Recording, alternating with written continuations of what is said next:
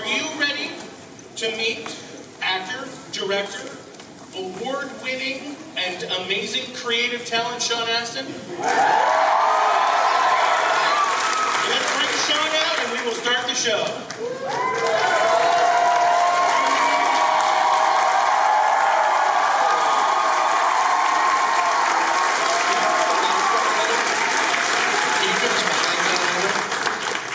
I want to be able to see my people.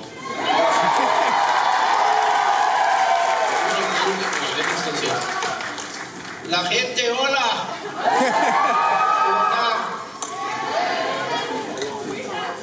Muy bien. Gracias. I like being in San Jose, man. It's where Latinos in California come to feel comfortable. I love it.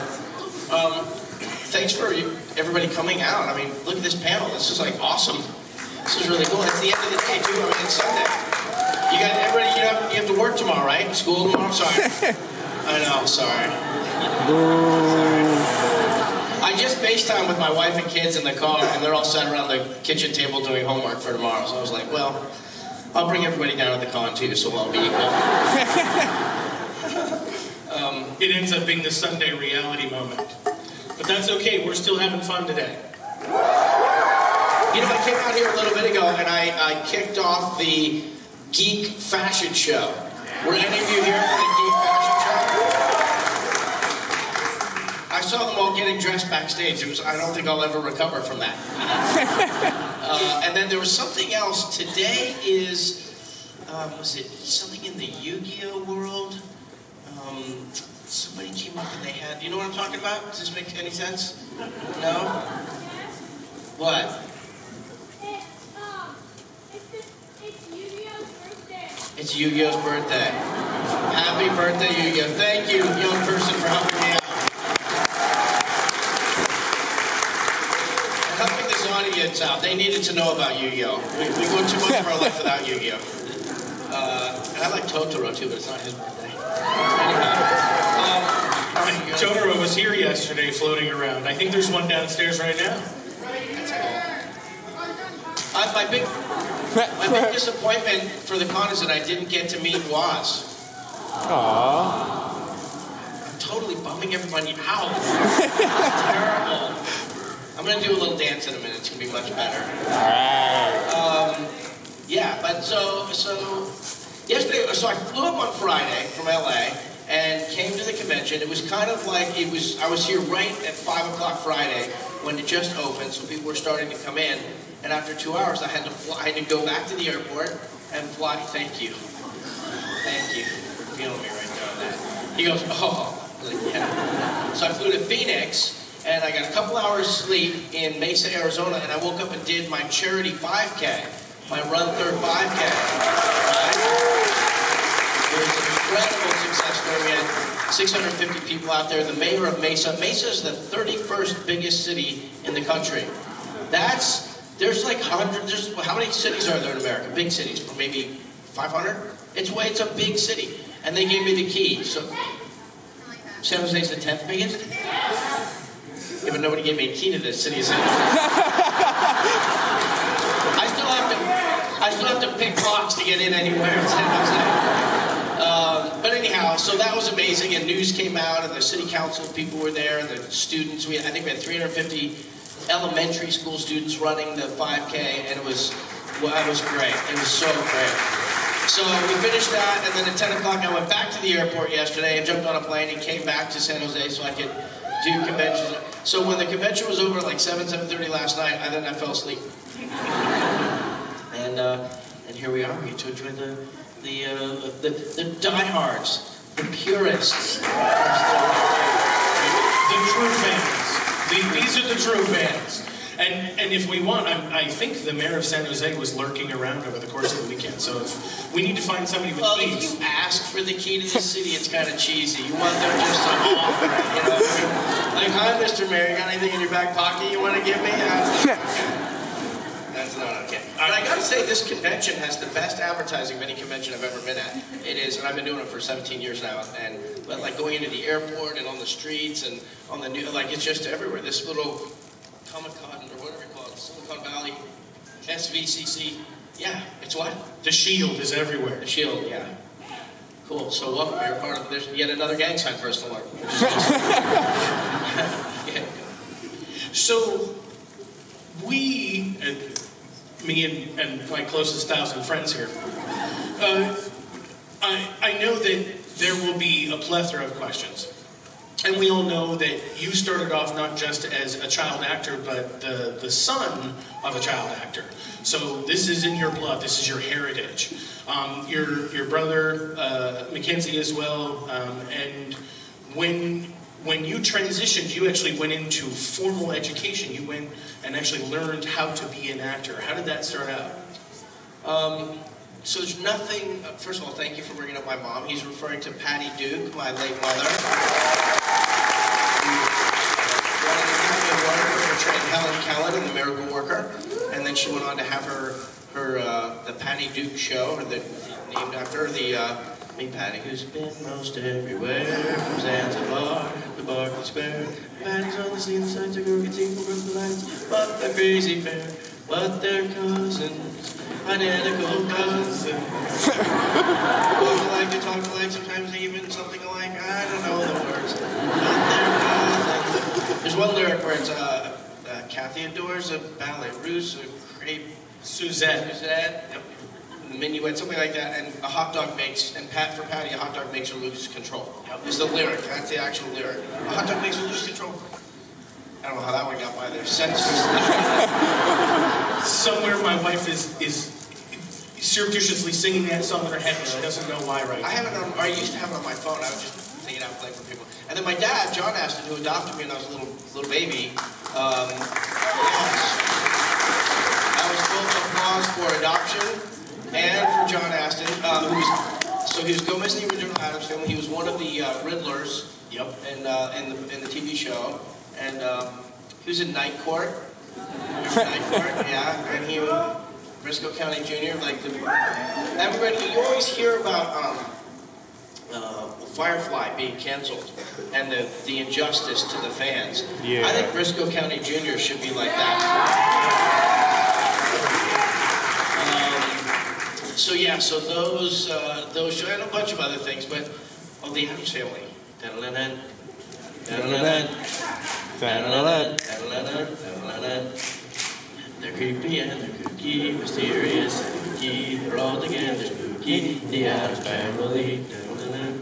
You guys know the words and everything. Oh my God, I got to spend like 10 days, or a little over a week, with my dad a couple weeks ago in Baltimore, where he teaches drama at Johns Hopkins, and he is. And there's a hoot for higher education. Well done. Yeah. Maybe for the East Coast, I'm not sure. Or Johns Hopkins. Or Johns Hopkins, Baltimore, yeah. Yeah, all of the above. So, and I sat in on a whole mess of a dozen of his classes, and he's 88 years old. The word indefatigable defines him best. He's just, he wants to live to 120 because he's got stuff he wants to do. And it's so inspiring to be around somebody who has got that much to say and that much to give, and who loves life as much as he does. So, between my mom and dad, I had a pretty great. Oh, and you also mentioned my brother Mackenzie, who also lives in Baltimore. He's sort of really. He's like an assistant to my dad in a lot of ways. He's acting. He just was in Homeland. He did several episodes of Homeland. He did a lot of episodes of Scandal, playing the reporter, or the news anchor or something like that. And then he did a bunch of episodes of The Magicians, where apparently it didn't go well for him, like poor old Bob in Stranger Things. Yeah. The Astin house is littered with, the bodies of good guys. Actually, I think that he was a bad guy on Magicians. And he doesn't like playing bad guys. I don't know if he likes playing bad guys or not, but it was a grisly end for his character, and I don't know how happy he was about that, but he's great. So, life at the Astin house growing up, I don't even know how to start to describe it. It was, you were asking an education question. So, well, specifically, you had this this legacy, this family legacy. But rather than just walking onto a set someplace, you actually took formal education. You went and actually learned. Well, it's sort of like all of the above. All of the above, because I started, the first thing I ever did was, Please Don't Hit Me, Mom. Yes. That was the title of the ABC after school special that they, those issue of the week shows, which really did, I think in the country, they really did have a contribution, but they are sort of silly. It's like, you're going to fix drug addiction in 27 minutes in between and commercials for Cap and Crunch. Patty Duke actually played your mom in that, too. Yes, it was her job. She basically bullied them into hiring me. I think they were happy to get me, but she was nepotism is the word. That's a good word, nepotism. But with acting, you kind of have to, I remember Clint Eastwood talking about his daughter in one of those movies, like Midnight in the Garden of Good and Evil or something like that. And he was kind of, in the press, he seemed kind of cold-hearted about it. I'm sure he wasn't like that in real life, but he was like, she had to deliver. If she didn't deliver, then she can't do that job. So he kind of he seemed to be holding a rigid line there. But with my mom, it was like, I think they're like ducks on a pond, where I remember making a movie called Whitewater Summer. It was with Kevin Bacon, filmed it in the Sierra Nevadas. It was he was a kind of a outward bound type of counselor who would take these kids out there, city kids, and kind of toughen them up and show them what the great outdoors was like, and then he turns into being kind of an evil guy, or at least way too obsessive about the natural world or whatever. But he went outward bound. He went way bound. He was out way too long. I just watched the first episode of today. I just watched the first episode of Outlander. Sorry, totally not exactly. I can't wait to watch the rest of that show. But now he's so basically, I remember doing that show with Kevin Bacon, and there were at the little apartment complex that we stayed at. It was next to a golf course, and we could look at this pond, and these chicks were born. And then we watched for throughout the every morning you wake up and you're like, what are they doing? And at a certain point, you could tell that the mom was teaching them how to fly. Right? So, and then one day they just go. And once they fly, they're gone. And Patty Duke did the same thing with me. Please don't hit me, Mom, basically. Told me to hit my mark.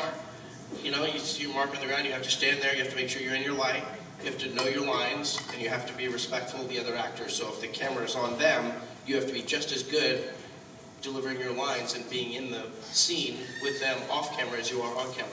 Like those 3 or 4 basic things have carried me through 40 years of making movies. And what a 40 years. What a 40 years. That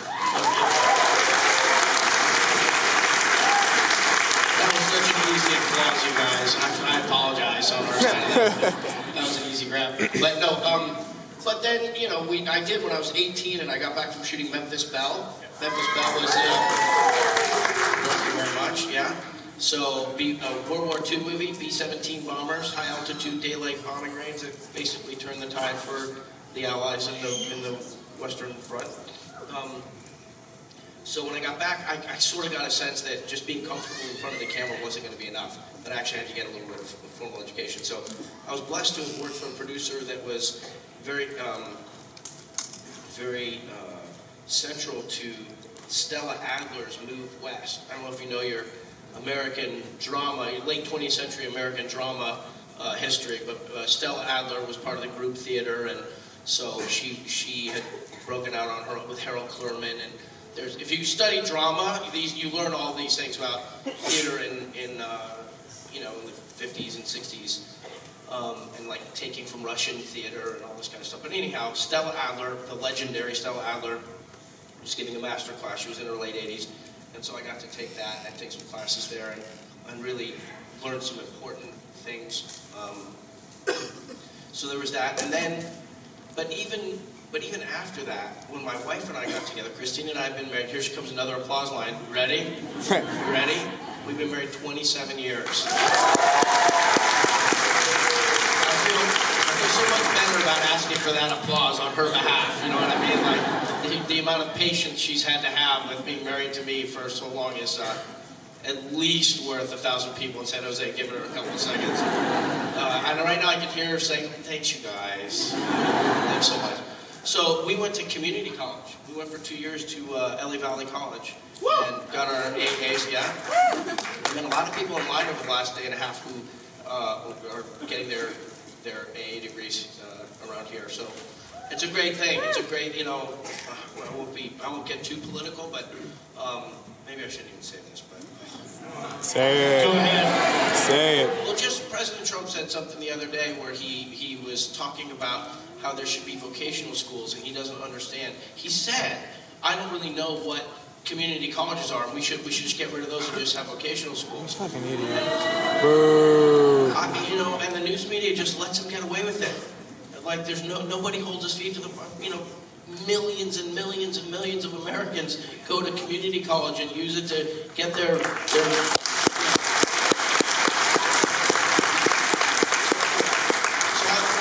asked an education question. It's right. It's a silver bullet. Then we transferred to UCLA. My wife and I went through college together. We went to UCLA. Did another 3. We did 2 for the community college, and then 3 UCLA. And our degrees were American history and literature. And that, you know, and it was weird because I directed a short film and got nominated for an Oscar, and we went to the Beverly Hills Hotel or whatever where there was the reception, and you know the people with the reporters, they couldn't have cared less about me because they're looking for Bob Zemeckis and Tom Hanks and all these people, and I'm like, you know, it's kind of like, yeah, my short film's nominated, and I remember standing at the little thing, nobody wanted to ask any questions, and somebody finally said, well, what are you going to do next? So I'm going to go to college. Yeah, like not how you build a directing career. But my father really wanted me to go to get a 4-year degree. That process was important to him, and so I was willing to sacrifice, I guess, some of the kind of focus on my acting career because I trusted that what he wanted was right. And I'll never forget. You know, you don't have to have a formal college education in order to be smart, in order to be well-informed or well-read. Like, there's lots of ways of doing it, but there's something to him about the format of it that he really, and the rhythms of it, and the way that you make a commitment to how much homework you do and how much, you know, that your schedule is set. You have to go and meeting your professors and like all the things that are in a higher education. He just like believes in that. So anyway, we remember Juno, the show Juno, right? So my wife and I were like Juno at UCLA because my wife got pregnant. I said we got pregnant, and everyone was like, we didn't get pregnant. But our daughter Allie, she got pregnant with our daughter Allie, and so went through her junior year, like, you know, Juno, pregnant and stuff, and then we went through our senior year with her like breast pumping, going in and studying, coming out, racing home, be with the baby, and it was an amazing. I mean, we're lucky because I have money, you know. I mean, I don't. Money fixes a lot of things. It can't fix everything. It can't fix your health all the time. It can get you doctors and stuff. There's some great things about money, but it's not everything. But we did have enough money where it was like we could do it. We could manage it. But we were determined to manage it well. And on the graduation day, Allie, we dressed her up in a little UCLA cheerleader outfit. My dad came, and they were in Pauley Pavilion, our UCLA basketball stadium. And my dad and family and stuff were inside, kind of up in the rafters, waiting to see. It's huge. It's huge. And it was just, I can't remember which departments it was, but I don't even think it was the whole undergraduate class. It was like a certain section of it. There's so many students. And we're on the ground, the Drake Stadium is where the track and field thing is. So we're all staging there, all the students with their capping down and everything. And I looked around, and this is a cool thing to say in Silicon Valley, actually. Looked around, and there were all these people. Smart, young, healthy, keen, aggressive, ambitious, you know, students who now it was like, okay, world, go. And I looked at him, and I got my dad on this phone. It was probably one of those, it was like 1997, so probably had to hold it with the thing, and, you know, and he was in, and we're talking from the stadium down to the field, and I was like, Dad, I just realized. And he said, what? I said, universities are about slowing down the smartest, most ambitious people so they don't all hit the marketplace at the same time. And my father, this lover of higher education, who was happy for me to slow down my acting career to do this, said, well, you're very wise. And I was like, oh my God, I can't believe that. And I've wanted to go to, I wanted to get a master's in a couple of different disciplines, and you know, there's life and good opportunities and family and things seem to organize themselves in a way to make it hard. But I know that when you're at the end of a training cycle, an education cycle, you can't wait for it to be over. But then once you get a little bit away from it, you miss it, and you can't wait for it to start again. Yeah. So I think that's one of the, like, be in the moment, enjoy what you're doing while you're doing it kind of things. You know, time passes and the next thing comes. So you directed a short film that was nominated for an Oscar. What was that? It was called Kangaroo Court. It was the writer, Dan Petrie Jr., it was his idea. We actually had another writer, Larry Andrews, but it was basically about a gang of Crips. Well,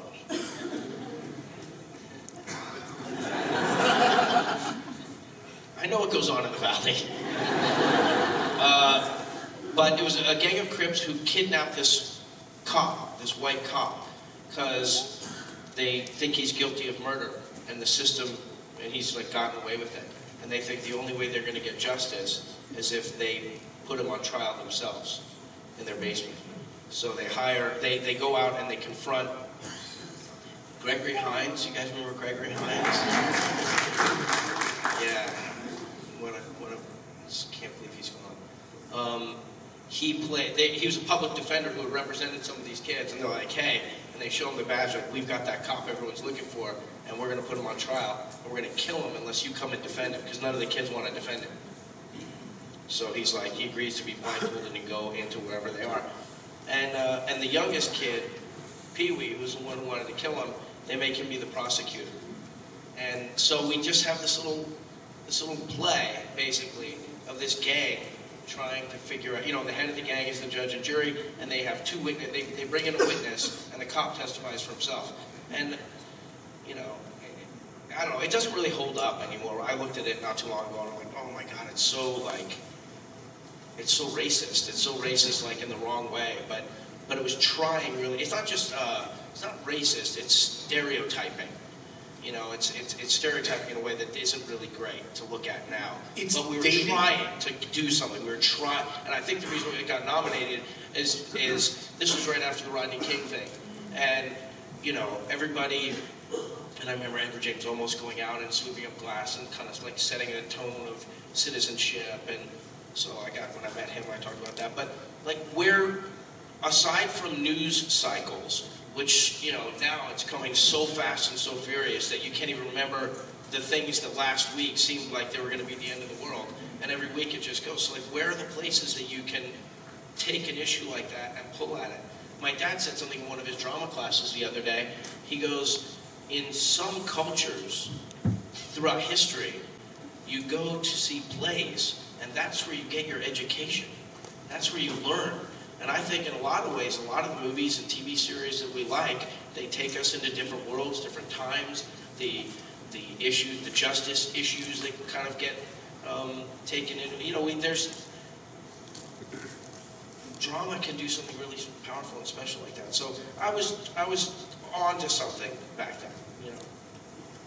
Yeah, I would hesitate to say just stereo. I would say it's a little dated, but I've actually watched it recently, and I still found it compelling. I showed it to a group. I volunteer with at-risk youth, and I showed it to some of my kids, and they didn't feel the same way I did about it, but it still affected. They were still able to talk about it, and it started a conversation, which is I think what drama movies are about. They build. Well, there's a scene with the cop, and it was. Michael O'Keefe, who was in The Great Santini. Actually, George Clooney wanted to play the cop. This is before he did ER. Was it ER that he did? Yeah. And he was like, Sean, I was like, you're too good looking. I need to have somebody play the cop that looks a little meaner than you, because I want your instinct when you first look at him to be like, he probably did it, you know, or at least he could have done it. And so Michael O'Keefe came in, and he was great. And there's a scene when the kid is, the kid's so smart, and he's trying to get him to say stuff, and he says, oh, you know, you people don't know what he's like. You people, and all the guys are like, whoa, what are you talking about? And he's on trial for his life. And whether he did it, the show doesn't say whether he did it or not. What it does is the head of the gang acquits him. And he basically says, you know, I'm not saying you're innocent, but you haven't proven, but these guys didn't prove in this little sub-basement where we are that he was guilty. But what you got to feel, what the gang kids got to enjoy, was seeing him suffer a little bit and seeing him fight for his life. And there's something about that like I hate bullying so much. When a kid gets bullied, it makes me crazed. I want to fight. And there's so much now that happens that makes me want to fight, that I've started, like, in my conversations with God, I'm like, okay, I need to be a little more humble right now, because I'm feeling like I'm the person who's supposed to stand up for all these injustices that I see all over the world. And what I understand of God is that God wants us all to work together to fix those problems. It can't just be me doing it on my own. And yeah, Together we can make it. that's, you know, that's Samwise's. That's what makes Samwise so fantastic. The speeches he gets to give are so good. But, yeah. Well, and a lot of your material speaks to either the injustices or the underdog, the questioning of authority. Harrison Bergeron, stupendous adaptation of Kurt Vonnegut. But yeah, You've done your research, bro. Yeah. You guys are, I do so many panels. You're part of what is you know, you're deep in the catalog for one. And you're also like, I thank you so much. Okay, well, I'm going to come out in front of everyone right now. I am kind of an Uber fan. Oh, it's Goonies. So yes, that's my respect for you. I want to ask you in front of my closest 1,000 friends the questions that I know they may not think to ask or know to ask. But we are going to get to The questions. Harrison Bergeron thing is, you guys don't know this, Kurt Vonnegut, the great American literary master, who wrote Slaughterhouse-Five and Bluebeard and so many other great things, he published a book of short stories called Welcome to the Monkey House. And one of the short stories in that Welcome to the Monkey House book was called Harrison Bergeron. And it was his sort of comment on socialism. And the idea that, like, in socialism, you know, everybody's equal. And he's like, okay, so if you have somebody who's this wonderful ballet dancer, you have to put like sandbags on that dancer's legs so they won't be any better than anybody else. When he tries to leap, he can't jump as high as he normally would. So we made a movie out of it, which bears almost no relationship to the actual short story. It's more of it's like set in the 50s, and it's kind of an underground thing. Actually, who is the comic actor at the end? Eugene Levy plays the President of the United States. And it is hauntingly prophetic. In a lot of ways about our current time. Go watch it, trust me. And my character, they're doing mind control. They're trying to stop people from being smart. They want everyone to be the level playing field, and then there's a small group that thinks they know how to run everything. So anyhow, people come up to me, in particular psychiatrists. I have psychiatrists come up to me. This one guy on a plane, he was like, you have no idea. He goes, I show this to my patients because people can't cope right now with how, not just unfair, but like the very nature of reality, the gaslighting that's happening for everybody with news and just reality and the nature of facts and identity and like that's, you know, you look back at the 1860s after the Civil War and you're like, oh, isn't that when the gold rush started? It was 1849, I guess, was the gold rush. But you look at these certain regions at certain times, and you're like, oh, what was the defining incident? The masses into doing the wrong thing. We're all primed and ready right now. So we have to be vigilant. We have to guard. Even if we know our position is right, we have to like stop, look, and listen and care for each other, because it would be so easy just to go the wrong way. Well, and this convention specifically bridges the gap between what is humanity, what is technology, and where all of those lines blur, where we can take technology and improve art and cinema, where we can take art and cinema and improve technology, and do it as a community versus, you know... It's also about farming. Yeah. Right? So, I mean, if you can't eat, you can't do any of that shit. Yes. You know? Sorry, my friend. Yes, exactly. Yes, I'm with you. So we're going to open it up to questions. Virtual reality, that's the next thing too. Yeah. But even more than the technology, literally our ability to think clearly and discern, that's the challenge. If we can do it successfully, we have every capability. I mean, we have every reason to believe that as a civilization, we can protect ourselves. Even though there's a lot of evidence to the contrary right now. Like we have. Do you know that do you guys know that the anthropologists have put us in a new age? Do you know what the new age is? It's the anthropomorphy, right? Anthropomorphine. Yeah, one of those, fiend, scene, whatever. But basically, human beings are having such a tangible impact on the planet that, like, going back all the way to the Ice Age, like, we're in a new time. It's happening super fast. So what a blessing for us to be in this moment. And, you know, some of the movies I've done, we have to talk, now that we're all heavy on all this stuff, you have to talk about Lord of the Rings. Because Lord of the Rings, and I didn't really understand this when I read Tolkien's letters. His letters were really helpful at understanding his project. And they're just little books, collections of them. And like, he didn't like Disney. He did not, well, I don't know if he didn't like Disney kind of in general, but he definitely didn't want Disney to do Lord of the Rings. So he didn't want Sauron. He didn't want people to think that Sauron was a metaphor for Hitler.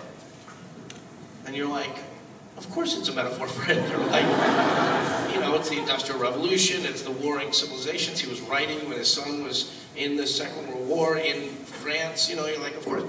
But he was adamant in his letters that the ideas and the intentions that were undergirding the whole thing can apply to all time. So it's pretty great now that we have, I mean, when the films came out, it was right after 9/11. The films came out, the first film, Fellowship, came out, I think, December 19th. So 3 months after 9/11. And as the world was sort of, as the quiet, innocent, forgetful world was waking up to see that, oh wait, this thing that's happening is happening, it can happen to us too. The movies just sort of happened to be made in time to let people escape to Middle Earth. And what a great thing it was. But now I almost feel, and I don't know what Amazon's going to do with it. You know, Amazon has gotten the rights and they're going to do a new series, which I expect to be great. I would have every expectation that the Amazon thing would be fantastic.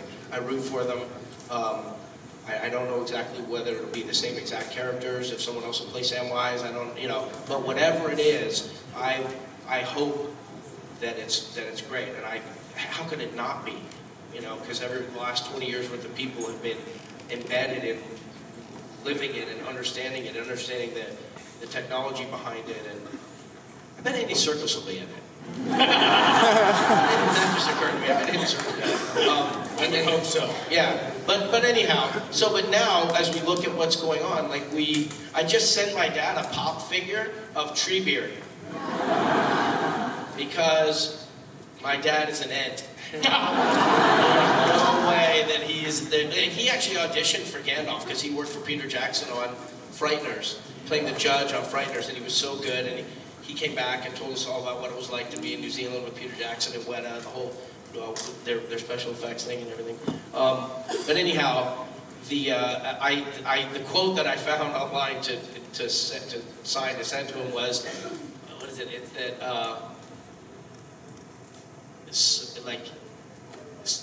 something or nothing's worth saying if you can't take the time to say it, or something like that. There's nothing worth talking about if you can't take time to talk about it, something like that. But anyhow, now we have a new time. I mean, I literally think in the 20 years since Lord of the Rings came out, or 17 years since it came out, like, there's a whole new reality. Definitely. And so you can people can enjoy those, feel like escape to a simpler time, and then, wonder about what is relevant today. And I think it holds up pretty well. It does. Yeah. And I have to tell you that no one else can play Samwise Gamgee. Like, we can pretend that it's Shakespeare and that the role can go from actor to actor, but, as much as I am a Goonies fanatic, I was a Tolkien fanatic when I was a kid. I read The Hobbit when I was 10, and I have to tell you that the first moment you were on screen as Samwise Gamgee, I fell in love with you even more. But no, you are Samwise Gamgee. The thing is, like, we were down in New Zealand doing prep, and I watched the Ralph Bakshi version. Yes. And I was like, I felt like I was having a panic attack. And my wife's like, relax, it's fine. I'm like, no, they're like these bumbling, I don't know, Mr. Brodo, what I gotta be doing? And I'm like, this is likely going to be the most important thing I ever do in my life. I can't imagine that it's going to be, this sort of dumb comic relief while the important people are over there. So, and I remember asking Peter, so I watched the Bakshi version, and he loves everything, like some of that stuff. The way they did the ring wraiths was really cool, and he tried to encapsulate the entire thing into like 70 minutes. But I said, but are the hobbits going to be? And he goes, no. Thank God. But to me, the thing, do you guys know Rudy? You guys saw Rudy that I did? Yeah. To me, the same, Mikey from the Goonies and Rudy and Sam are the same, and maybe even Bob Newby are. Yes. They're the same character. They're the same character, and it's like, Bob's a little heavier, that's for sure. But they have heart, they have goodness and decency, and and in the case of Rudy and Sam, pluck. They're fighting for something. They want to do something, and so. There are things worth fighting for. There's something, there's still good left in this world, Mr. Fro, that's worth fighting for. But my point was, sorry, I'm sick over here, but the point is that there is a fair reading of the Hobbits that moves in the direction of the Bakshi Hobbits. They're always bursting into tears, and they're very emotionally available, and like you could play them in a way that is a little bit lighter in tone, but many people couldn't play Samwise Gamgee. I'm grateful that I got to do it on such a big platform, and I got to be the standard bearer. And you are the standard bearer. And I for now. Yes. For now. For all time, I am that movie. I get to carry the emotional weight of that character. I mean, I'm so grateful. If I get hit by a bus on the way to the airport, they'll show a clip. There's some good. It'll be like a municipal warning video.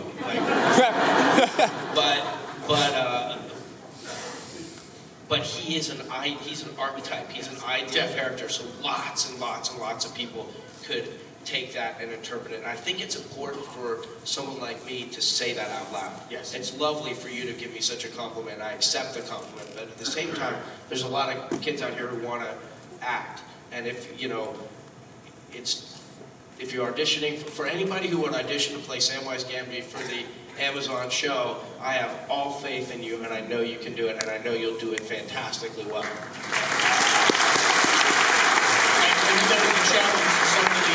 Audition.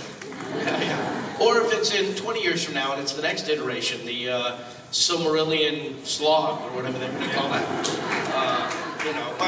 But I think we have to. My daughter is at Harvard. I didn't mention that. My daughter is at Harvard. She's also a singer-songwriter, but she's taking drama and English. And This is Alexandria? this is Alexandra, yes, Allie, thank you for noting. You get extra credit, man. Does he not get extra credit? This is so good. Allie is so, we were on the phone this morning and I was telling her an idea I had for a television series. And it was pretty good. And she liked it. And her fiance, Ben, was on the phone. He's like, oh yeah, it's pretty cool. And then they started throwing out, well, what if you did this? And what if you did that? And then she said, well, I want to do this movie and do this. And like, there was no, there's no fear. I've spent years trying to get a certain movie made. And I feel like Sisyphus. You know who Sisyphus is? This is a literate audience. So, or was it on like Rick and Morty or something too? I'm going to ask right away, is this the Lois Lowry movie? Yeah, the Lois Lowry movie. Yeah, no stars. And there's maybe a little bit of movement in the last 2 weeks, but to me, I'm just like pushing this rock up a hill. For Allie and for her colleagues, they just move around. What about this? What about that? And each idea has the sophistication of a person with that education, but there's just and it's not just whimsical. Yeah. It's like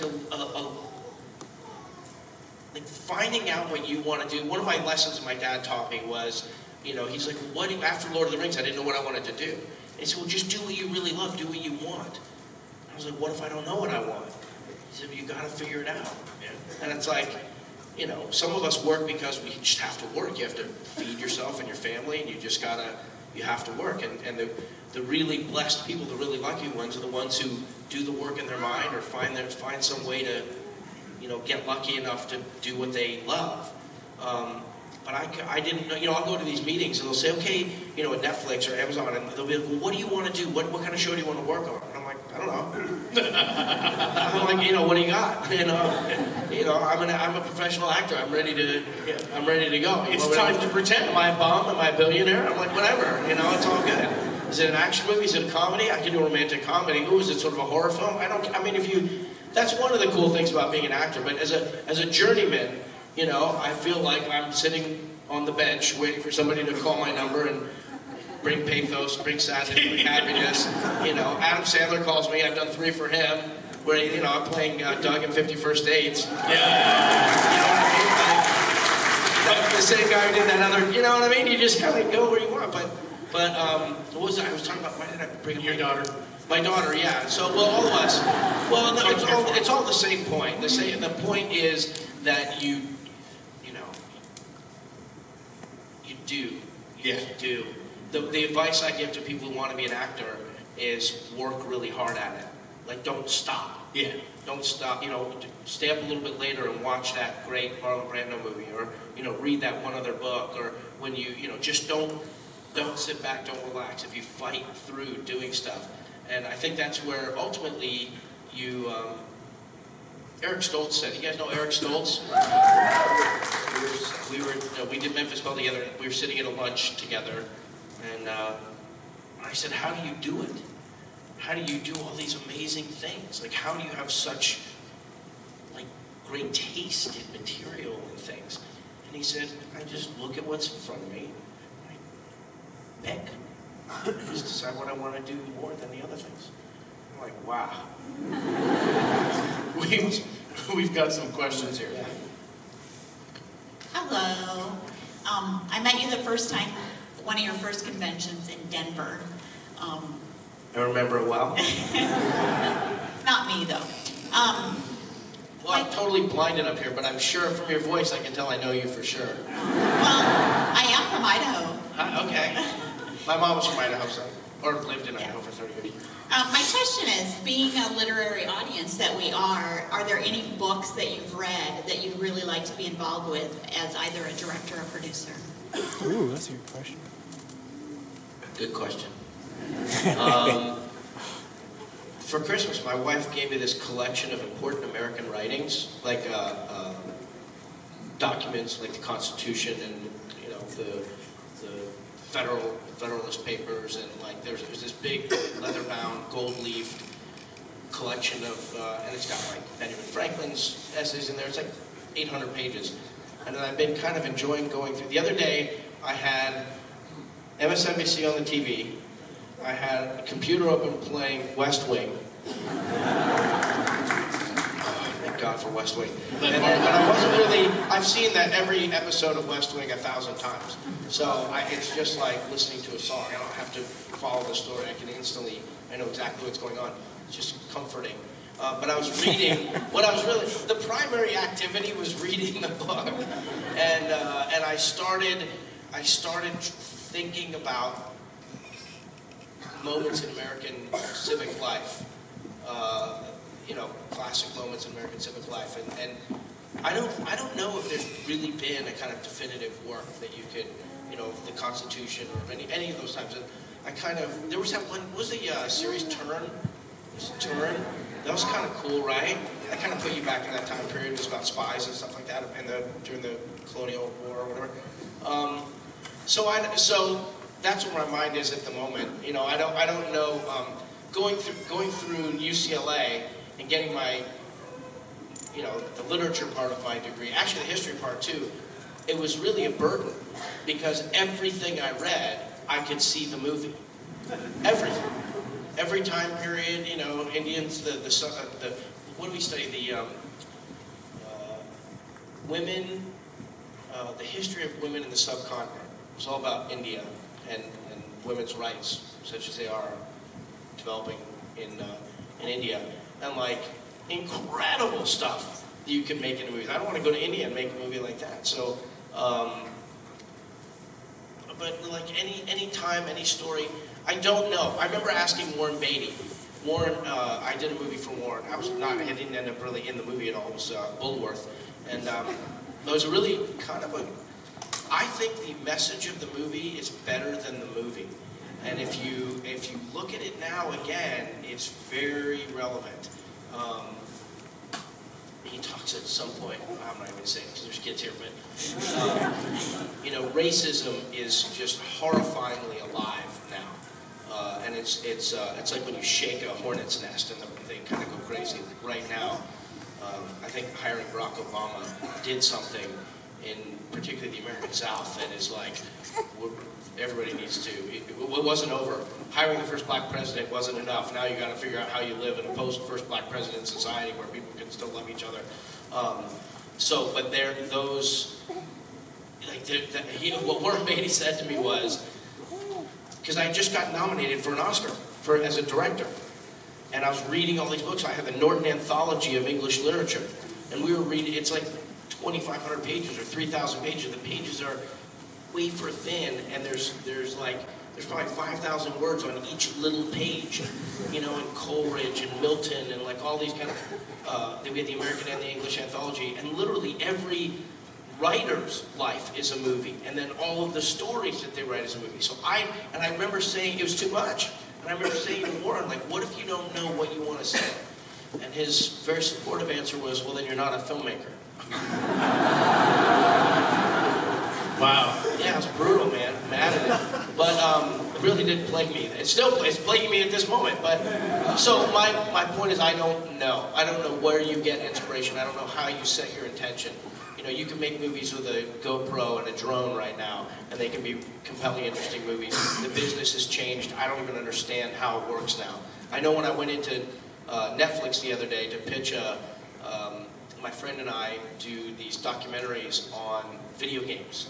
We did Video Games the Movie was our feature thing, and then we did Unlocked, which was an 8-episode series that kind of where you have different actors, myself and William, Star Trek, William Shatner, I was there. But a whole bunch, Tom Arnold did one. We have wonderful actors will look at a particular facet of gaming culture, tech, design, all this stuff, and it's really, really cool. If you're in the Midwest, I keep choosing the Midwest. If you're somewhere in San Jose right now, and you've got a kid, a 17-year-old, who lives in video games, instead of thinking that kid is wasting his life, there's actually a multi-billion-dollar a year industry that maybe that kid would find something compelling to work in. And our series was something that, 45 to 55-year-old parent who's ready to kill him because they need to learn discipline or whatever. It's like, no, Mom, watch this. You know, and you never look at video games the same way again. I actually just had a commercial come out. Sea of Thieves. You guys know what Sea of Thieves is? Okay, for the rest of you who are, so there's the reading group, and then there's the playing group. And the playing group knows that they just spent a ton of money, and I just did I was like the front man for it. It was great. So I don't know. Sean has things to do today. And we like there's not that many people in line, right? Yeah, but unfortunately, we do have to get him on his way and other folks in. But we appreciate everyone for coming in today. I know I'm the bad guy. What guy? I know I'm the bad guy. But I have to be the designated bad guy. Just let him ask his question. I do. I know. Let him ask. Go.